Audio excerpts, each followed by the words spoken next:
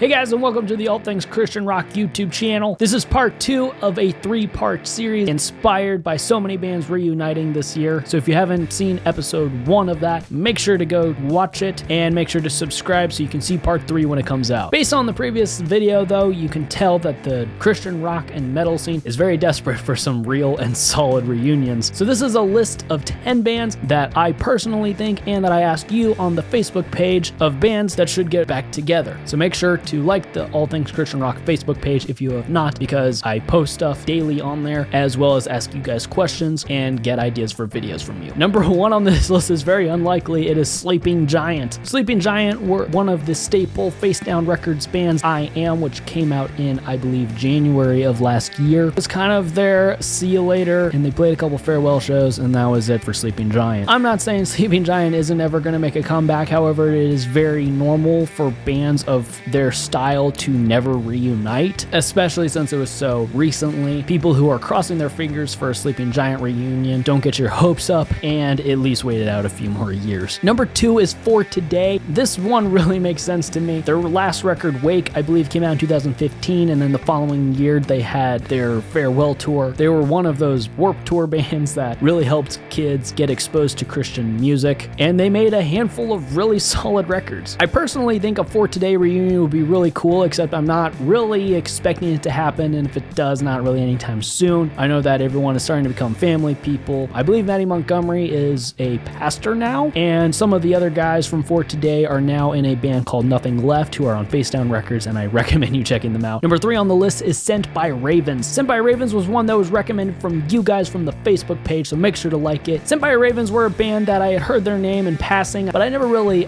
paid much attention to them. I don't know why. But when so many people commented on that post I made saying, hey, Sent by Ravens, I had to go check them out. And I gotta say, I am completely on board with this now. Anyone who is connected to Sent by Ravens, if you see this video, run it by them. You know, it'd be cool. They only had a couple records, but they were really solid. It'd be really cool to see what they could do again if given the opportunity. Number 4 is Texas in July. I think a big part of what led to Texas in July breaking up in the first part was August Burns Red just kind of owning that style of metal. On their last record, starting to branch away from that a little bit and kind of fit in with a lot of the other kind of mainstream metalcore styles. At that point, they were kind of already running out of steam, and that kind of just led to them throwing in the towel. However, I love Texas in July. If they ever want to get back together and give us some more awesome shreds, I'd totally be cool with that. Number 5 is I the Breather. I the Breather kind of have the same problem with their first 2 records especially. They were signed to Sumerian Records, and with their first 2 records, they really just sounded like August Burns Red. However, when they got to making their 3rd record, Life Reaper, they kind of branched into more of the gent kind of sound and a little bit less from the super technical metalcore stuff. I personally think that their last record was their best, and it would have been really interesting to see what they could have done with that. Not really sure anyone in that lineup does music anymore, so if they wanted to get back into it and come back with another I the Breather record, kind of going off of what they did with Life Reaper, I think that would be really cool. I think it just came down to the fact that by the time that they got to making something that was genuinely unique, they were just running out of steam. Number 6 is Hasted Deface. Hasted Deface is the only band that gets to show up on this 3-part series twice. Yes, they kind of reunited, played some shows, made a new album, but then they kind of faded into oblivion again, and the album they did made, Coward, was really weird because they had 9 people collaborating on it. What should happen if Hasted Deface ever makes a real reunion is just have a solid lineup of,